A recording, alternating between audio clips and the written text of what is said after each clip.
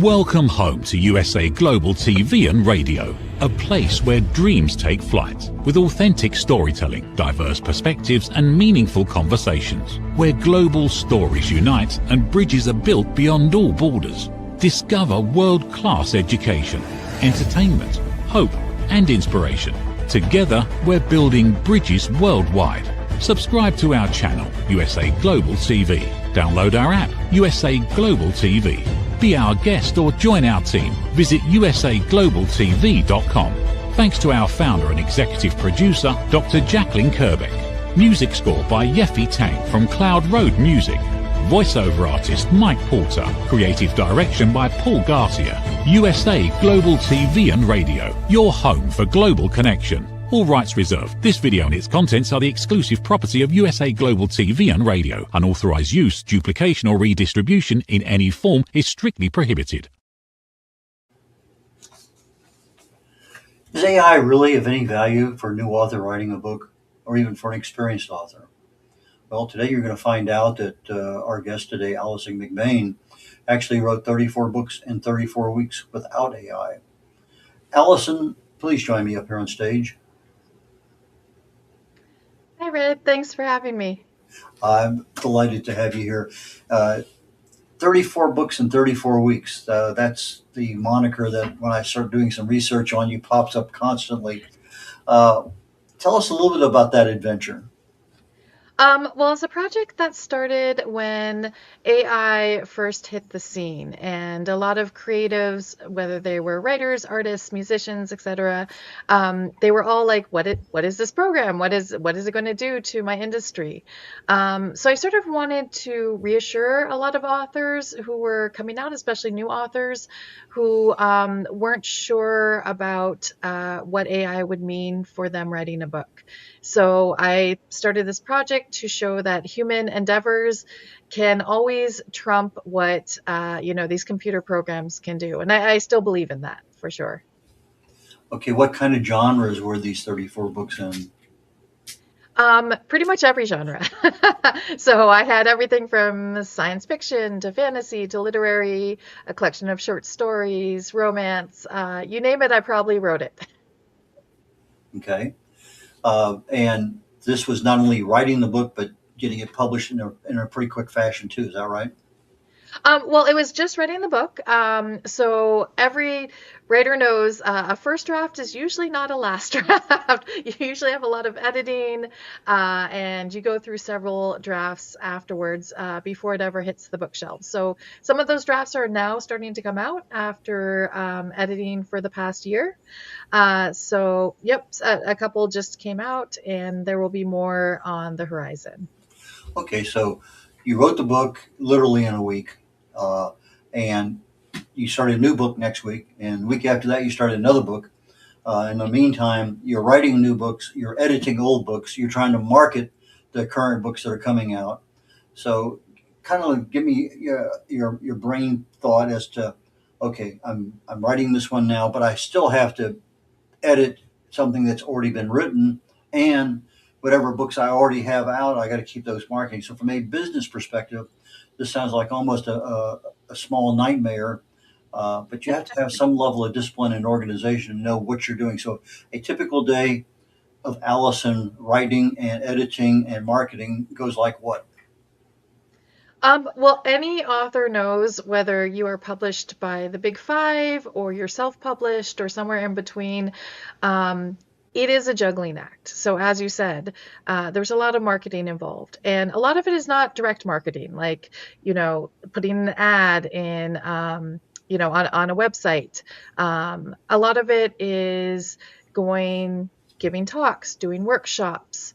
But yeah, a part of it is just putting your work out there, finding your readership, and then maintaining that relationship.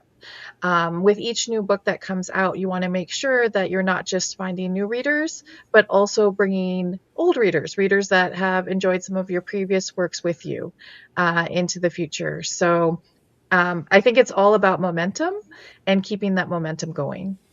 Yeah, that's an interesting word, momentum, because once it does go, it's fairly easy to maintain. But you get disrupted by something and you get out of sync, and the momentum slows down or stops, and that interruption sometimes is very difficult to get past. And so you may have, okay, 15 weeks in a row, whatever, and then all of a sudden 2 weeks happen and your world is different. And then, okay, now and getting back into that routine sometimes is difficult. And I'm sure, like you, it happens to all of us.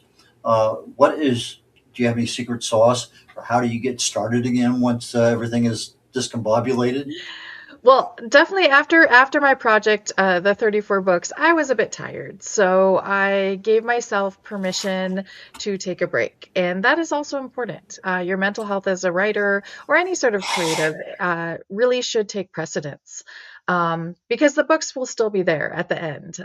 They will still be there waiting for you, no matter if you jump right into editing and marketing them, or if you give them a couple weeks, a couple months to sit there and really percolate in your head. Um, so really, I would say that making sure that you look out for number one is very important for anyone who's doing a project, big or small. Okay, so you are your own personal caregiver. Yeah, essentially. I mean, as an author, you're doing everything else too. You're the marketer.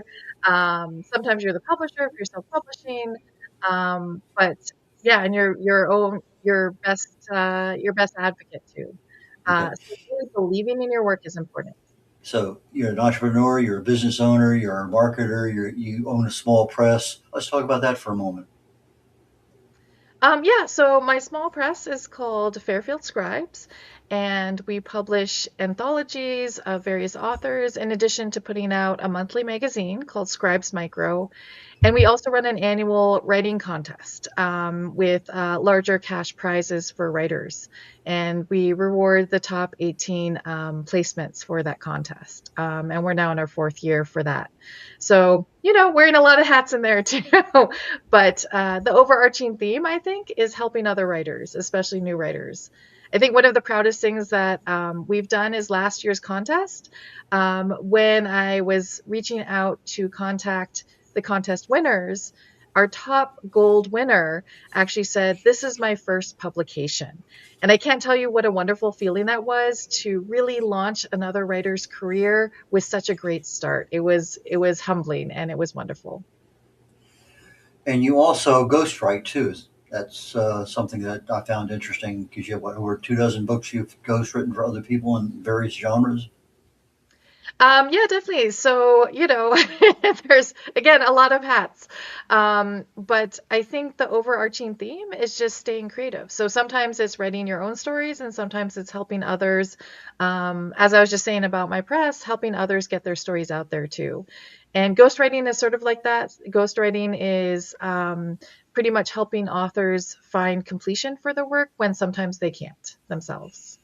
Okay, you just had a couple books recently published. Why don't we talk about those to give credit for the work that you've done? Yeah, definitely. So, two of my books just came out. One is a collection of short stories, science fiction stories, called "Diving into Nebulae," and the other one is a novella, which is called "Between North and Pryor," and that's a literary paranormal story about a mom and her daughter. Okay, the those are two different genres completely, right? Completely different, yeah. When you're writing, say, sci-fi or romance or young adult or whatever, how do you keep your mindset that it's this is the storyline? Do you have a an outline you're going from, or is it all in the brain? Do you have a picture board? How do you keep yourself centered? Oh, 100%. I am a plotter. I do outlining and character sketches. I do lots and lots of background work before I even start a book. It's sort of like a roadmap, helping you figure out where you need to go. For me, especially because it's a business, I really want to make sure that I'm not wasting time, going off on creative tangents that later have to be reworked in order to get the book to publication. I want to do as little work as I possibly can to fix it after I've written it, so that it is ready for readers to get in their hands. How many books do you have right now in foreign languages? I don't have any actually. Okay. That is an unexplored market, I think, and hopefully something in the future. I was just talking to actually a German translator who was interested in maybe translating some of my works, but nothing set in stone yet. Yeah, I understand that when you start getting in that market, that's another world entirely, uh, with the intellectual property and this and that. There's so many different aspects that, oh, I just get to translate in Spanish, no big deal. It is a big deal. It is a big deal because there's so many things that, as a, what's the term, sticky wicket, that can happen, and you really need to be aware of them well ahead of time. So, audiobooks, how are you doing on those? I don't have audiobooks yet. It's not, again, as something that I am planning on pushing out into, hopefully in the near future. But yeah, it's something that I am hopefully going to have humans. I know there's a lot of AI audiobooks right now, and I'm very cautious of those, Mhm. just because I want to make sure that, I wrote it, I'm a human. I would like someone to narrate it who is also a human. So yeah, I know other authors who have actually had their audiobooks narrated by AI, and I'm not a big fan of that, really Well, myself. there's some AIs that'll take your voice and you can't tell the difference. You give them like 5 minutes of your conversation, and they have it down pat as far as, you know, is that Allison or is it Memorex? I mean, it's one of those kind of things. It's interesting. So, are you totally shunning AI, or do you use it for any research or anything else? I tend to keep it out, and there is a number of reasons, aside from the idea that I prefer human created things. Um, More and more publishers are pushing back against AI, as are readers. So there are publishers where they will say in their submission guidelines, if AI is used in any part of the process, from research to developing the idea to editing it, not just the writing, they will not accept it. So really, and this is something that I advise authors that I'm working with. I'm not saying don't use AI if that is something that you want to use, um, but it can shut doors. And I'm always of the opinion that shutting any sort of doors, any sort of opportunity, closing yourself off from that is doing yourself a disservice. Well, I think it depends on. I use AI a lot because I write what happens in the body at the molecular level, cellular level, and so I need a lot of research before I write anything. And so I usually ask the questions of two or three different AI, so I have different opinions of what's happening there. But the editing, we've been using spell check for decades, grammar check, and Grammarly nowadays has about 10 or 12 different AI functions. So if I'm going in there and I want to know, here's a statement. Is there a citation? Is there a medical, National Institute of Health or something? Is there something there that will substantiate that as the statement has backing? And so I use AI to do that. But I found that even when I do that, I then hit the next button that says fact check. And it goes and does a fact check and says, yeah, that's true. Or, nope, that fact check, that citation you just quoted doesn't exist, or it doesn't exist in the context that you're having. So I use it kind of as a cross check there. And I also use it for plagiarism check. And I tell people periodically, I came across one time where they said, you're plagiarizing a guy named Red O'Laughlin. Uh, and, and I thought that was kind of funny at the time. But I use it, but I don't use it to generate my the value that I'm offering. But I also use it a lot, almost all the time for generating videos, 60-second videos. Use it for generating slides for shows and stuff. But I find it to be of almost immense. I find it to be immensely valuable to me for the way I'm working. And as a not a brain trust, what do you call it? Brainstorming uh, tool to ask something about this or that or whatever. I find it to be so for your genres and stuff. It might help in some, a little bit depends. I think it would certainly help in any kind of video that you would like to do for your books, as far as the trailer goes, because those things. Notebook is the one. It used to be called Notebook LM. It's now called Gemini Notebook, and it has a short video function. put a chapter of your book in there, and it'll give you a video of that chapter or the whole book. It's interesting how fast it generates them too. Just for thought. Yeah, I definitely know authors who are using AI for what I call sort of supplemental purposes. So, as you mentioned, marketing Mhm. is one thing that the authors I know who are using AI have used it for. So, videos, they do it for, blog posts, advertisements. So, they do it for all the sort of background work. Um, I'm still old school for myself. And Yeah, that's okay. There's going to be people who are on both sides of the issue, yeah. Um, yeah. And it's a tool. I mean, your toolbox may not carry it right now, but 5 years from now, you never know. Uh, because, as you say, in the marketing end of things, it's a real time saver. It really and truly is. True. And I mean, I don't go as far. So when I'm writing my stories, I do type on the computer, for example. But I know writers who always write their first draft in longhand. Oh And to wow, me, that my mind boggles because I'm like, I could never do that myself, yeah, right? But there's all levels yeah. of writer, from ones who are using these newest tools and ones who are going back to pen and paper and writing out their first drafts. So, yeah, there's a huge amount of creativity and it exhibits in all sorts of ways. Okay, so when you're helping, let's say, rattle off like gives you a call on the phone and says, "Allison, I need help. I have a, yeah, I'm stuck in the middle of this book. I need to get it finished because I want it out by Christmas." Uh, how do you help somebody like that? You kind of run me through the scenario in your mind as to how you would help an author. Well, I determine what they need first. So if they want my help as a writing coach, I can definitely help them write up an outline, do a writing schedule, etc. If they want my help as a ghostwriter, then again, I would be the one doing that. I would be writing up the outline, schedule and checks, and also allow time for editing the final draft. If they want me just as an editor and say, okay, I'm going to finish this on my own, and then I would step in and help them with the editing the drafts and make sure that we get it out on time.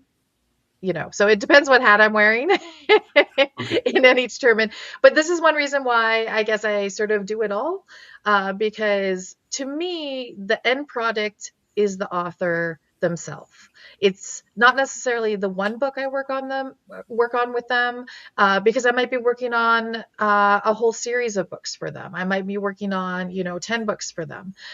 So for me, it's making sure that we meet those authors' goals, and I have the capacity to be able to step in and help them out however they need that help. Okay. So you're an accountability partner all the way up to publishing the book for them. Oh, sometimes, yes. So, yeah, it's definitely a partnership when I work with authors. What lessons have you learned since you wrote 34 books in a row? And I'm sure you're still probably learning lessons from those 34 books. Uh, because as you start editing through those and you start changing, you're okay. I haven't seen this book now in 6 weeks, and you pick it up and oh my goodness, did I say that? And you start okay. So what are some of the things you kind of learned that you're typing, you know, immensely fast and lots of words in a week? What is there any repetitive thing that you're seeing in your style of writing that you have now? Okay, I did that in the first 3 books. I'm not going to do that again. What kind of self-corrective things have you seen in your own writing? Oh, definitely. There are always themes that authors approach, and they come up over and over again. For myself, I very consciously know what themes I am putting into each book, although sometimes some others creep in, right? But I was lucky enough to myself early in my writing career get the services of a wonderful writing coach who helped me sort of go over what I am putting into each book. And since then, I am consciously putting those themes in. So, for example, I love to speak about diversity because I myself am from a diverse background. I often speak about dual worlds because I am both a Canadian and US citizen. I grew up sort of between two worlds. And Yeah, there are a lot of different themes that I knowingly put into my stories. However, having said that, there are also some where I'm like, okay, I can't write about this again. I've had a couple stories published where the main character is a writer, and to me that gets sort of boring after a while because I'm like, okay, yes, you are supposed to write somewhat what you know, but how many stories about writers can there be? So there are some things I definitely avoid when I'm planning a new book. Yeah, my biggest epiphany was I had a bunch of people over the house, doing a read of my book and editing, and one of the guys wrote on there, "You sure use the word if a lot." Uh, and I and he says it'd probably be a lot stronger with you using the word when. And so I went in there, I did a search, and I had 84, 87 uses of if, and I think 82 of them were really changed to when. If you're doing this, beware. When you're doing this, beware. A totally different perspective, and that was one of the ones I learned. I still have a problem with. I'll type if, but I know I'll go back and catch it. But anyway, we're getting close to break time. In fact, a little bit over. When we come back, I want to talk about covers and see how you get your covers generated and go from there. So we'll be back in about a minute and a half. What if many of the problems we associate with aging are not random? What if there are identifiable causes behind declining energy, chronic disease, and memory problems? We have been told that aging is simply something we must accept, that slowing down is normal, that growing older means growing weaker. But what if that's only part of the story? Why do some people remain active and engaged well into their later years? Why do others struggle with disease, fatigue, and declining health? What is happening beneath the surface? What processes drive aging? In Aging Sucks, researcher, educator, and author Red O'Loughlin explores what researchers have discovered about why we grow older. No medical degree required, no confusing jargon, just clear explanations of what researchers have discovered about the processes that influence aging. You cannot stop aging, but understanding its causes may help you make better decisions about your health, your future, and your quality of life. Because understanding comes before action. Action creates hope. Aging sucks. End the guesswork. There is hope.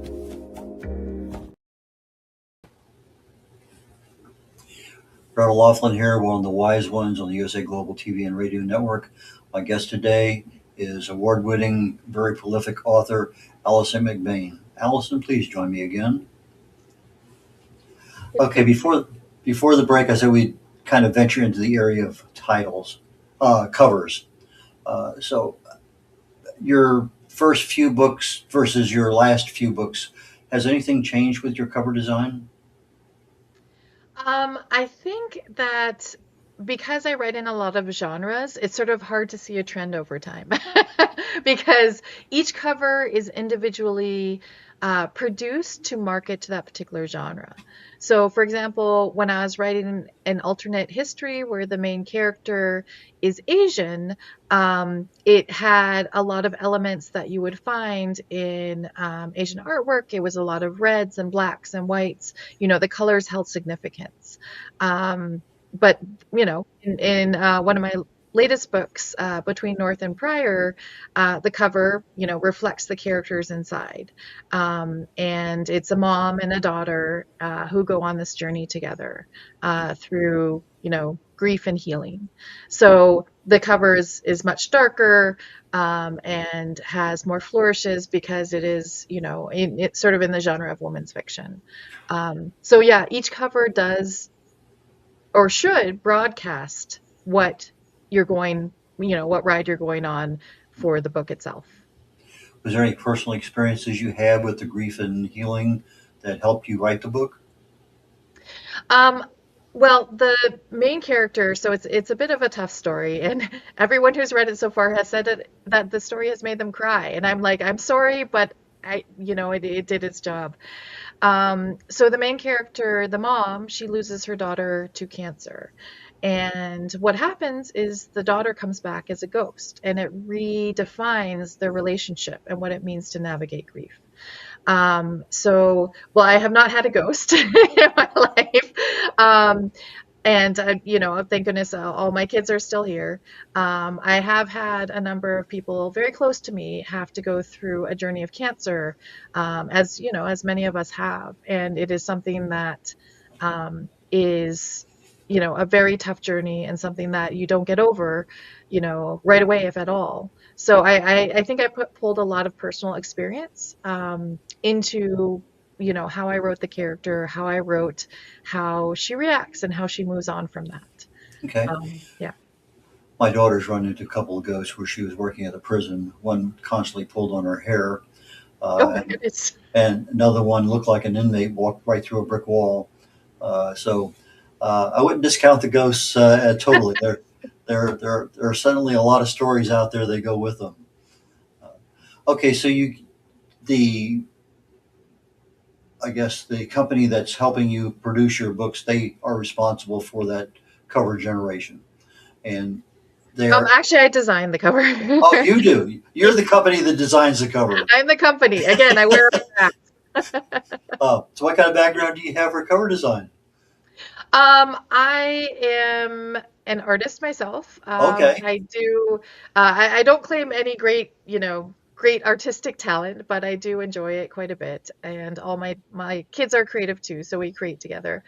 Um, so while I did design the cover that is up on the screen, I did not do the artwork. That is a fabulous artist that I work with who designed and will design the covers for all my short story collections. And his name is Richard Ong, and he lives in Toronto. But yeah, so I love working with artists, and I love putting together the designs myself when I can. And I've worked with a number of fabulous publishers who, when I approach them with this, say, sure, yeah, that's fine. Saves us some work too. So I really enjoy working with artists and other creatives. I'm trying to remember back, and I'm not sure. Correct me if I'm wrong. Do you write on the walls and your kids also help you? Is that? Oh yeah, you're right. Good memory. Yeah, because I think we talked about that very briefly the last time, and just when something clicked in there, and I wonder if she's the one. Yes, yeah, definitely. Yeah, my kids are still drawing on the walls. They're older now by a couple years, but yeah, I definitely encourage it. And yeah, my oldest is about to go away to college, Oh and wow! well, not this year, but next year. So we're planning colleges and wants to go to art school. So I'm so super thrilled. I mean, most parents are like, no, you have to be a lawyer or a doctor. I'm like, yes, an artist. Lovely. Or a plumber. Yeah, exactly, right. Yeah, whatever they want to do, right? Yeah. And they may actually end up being a writer. You never know. Yeah, maybe that would be exciting. Uh, of course, you could always start them out as an editor, and that would either make them or break them, one of the two. That's true. Yeah. Yeah, it's a tough gig. It is, because I know the longer I stay away from it, the easier it is to find things I need to pay attention to. But if I write something and I try to do even just a quick edit, I don't see it. But one of the best things I use is I have Word read it back to me, and I'm looking at it and I'm listening to it at the same time, and that I find to be very helpful because it either flows or it doesn't flow. And to me, that's a very valuable editing tool, at least for myself. Oh, 100%. Yeah. I definitely recommend that to authors. Like if they can hear their work read aloud, it is wonderful, especially if they're not necessarily the ones reading it out loud, although reading it out loud yourself is also helpful because your eye will skip over those mistakes. And it's, you have blinders on basically when it comes to your own work. So hearing it out loud, you hear all of those mistakes and all the things that you need to fix. And it's really, really helpful. I 100% agree with you. Okay, let's go talk about marketing for a short while. We'll get back into the business aspect of Alison McBain. Where do you market what types of books? It really depends. So there are a number of really great social media channels, and you really need to know your market. I was working with an author recently, and essentially they were told, oh, you can market your book on TikTok. That's where all the new people are. But the person's book was a nonfiction medical type of book. And I was the first one to say, this is not the right platform for you. TikTok is mostly for YA, romance, it is for, those younger type of fiction books. And he didn't know that. So really knowing your market and where to reach your readers is key, I think. And that is just one example. Okay, so if somebody wanted to find you on social media, do you have a particular channel you favor or prefer or use a lot more than the others?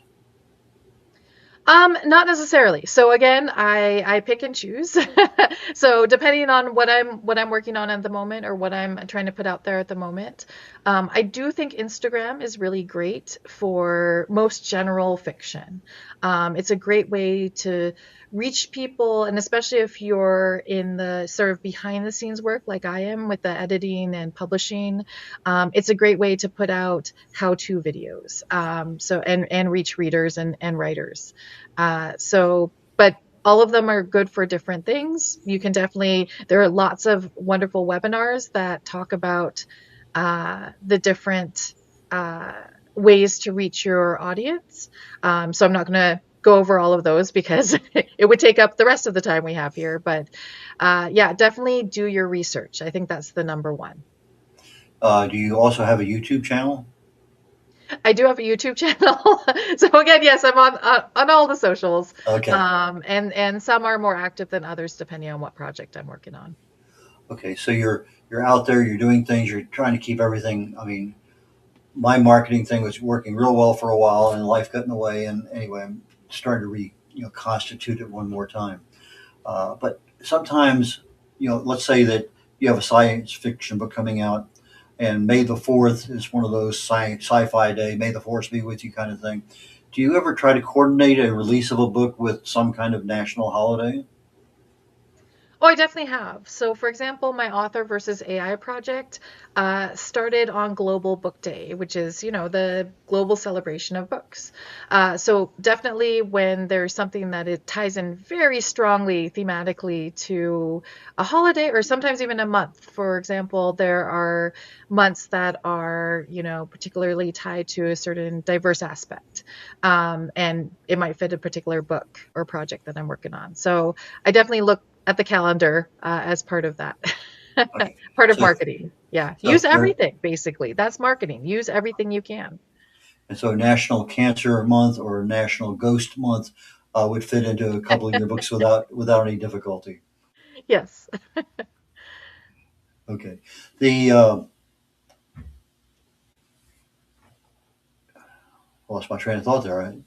Ready to ask a question. I was never mind. Let's just jump right back into wherever we're at. Okay, so you're marketing press releases is what I was going to ask. Do you use those much at all?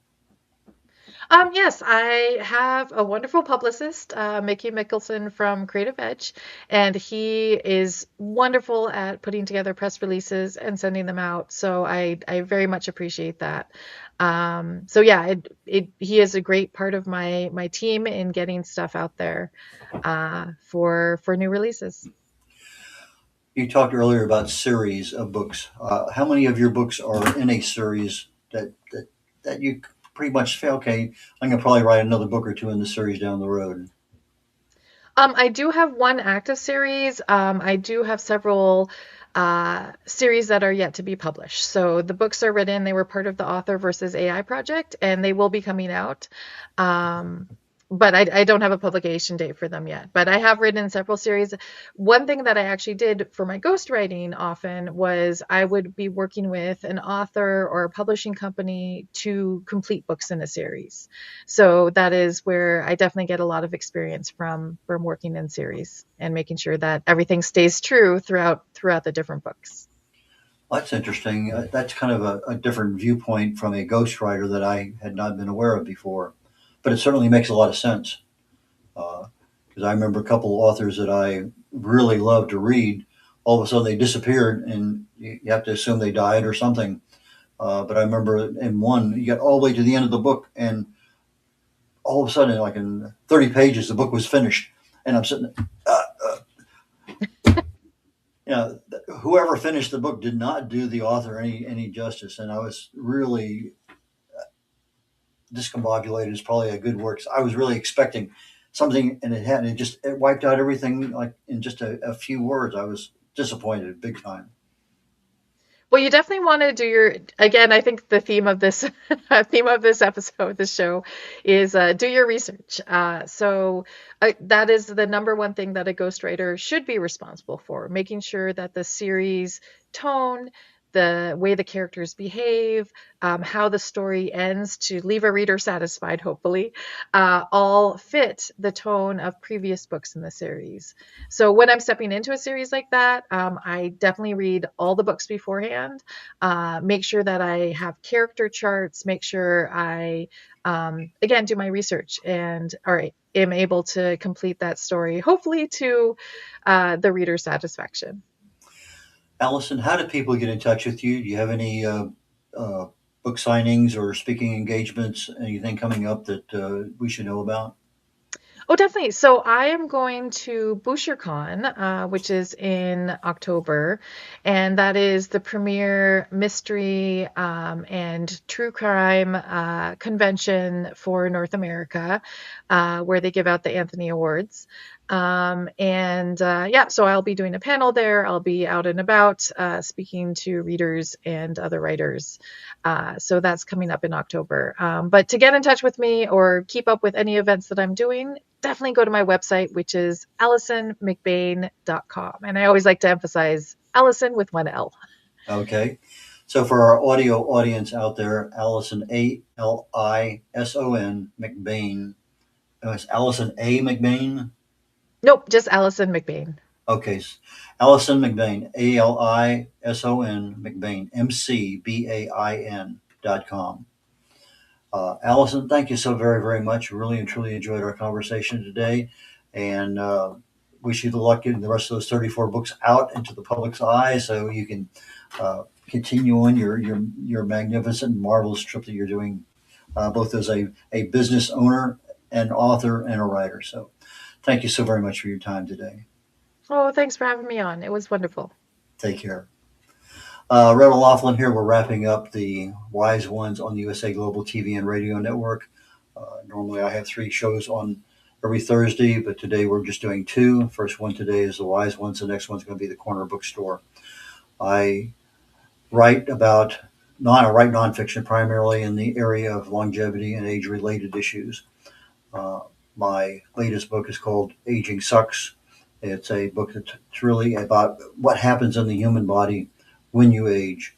And I look at it very simply, that when your body is under attack, every second of the day, your body has the ability to withstand those attacks and make repairs. So when attacks exceed the body's ability to repair it, you age, and you may age at an accelerated rate. But when your body is healthy, you have the necessary capacity to repair everything that's going on, and you're generally pretty healthy. And so from that perspective, that's what my book is about understanding and aging and what options you have. And with that, I'm going to leave you. So have a wonderful day. Enjoy, have fun, be safe, and don't let anybody steal your joy. Bye now. Every great story begins with a vision. At USA Global TV and Radio for years, we've been providing world-class education, entertainment, inspiration, imagination, connections, and hope. Most people don't stay to watch the outro or the credits, but it's the people behind every success, behind every breakthrough, and behind every unforgettable story who matter. The TV show hosts, our guests, our sponsors, our publicists, our production team, our distribution team, our search engine optimization team, and so many more. You're the ones who make the difference. Every great story belongs to the people who bring it to life. Our future looks bright at USA Global TV and Radio, and that's because of you, our loyal fan base all around the world in more than 60 countries. Together, we're making a difference because you matter. USA Global TV and Radio, live streaming to over 60 countries. Voiceover, Dr. Jacqueline Kerbeck. Video production and direction, Paul Garcia. Subscribe to our channel, USA Global TV and Radio on YouTube.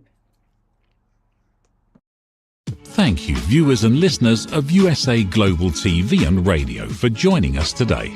We're honoured to have your time and attention as part of our global community.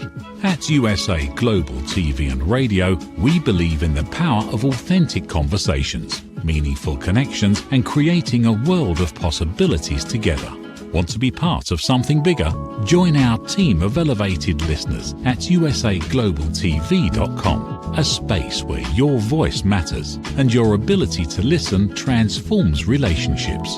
Stay connected with us across all our platforms for thought-provoking discussions, expert insights, and empowering stories.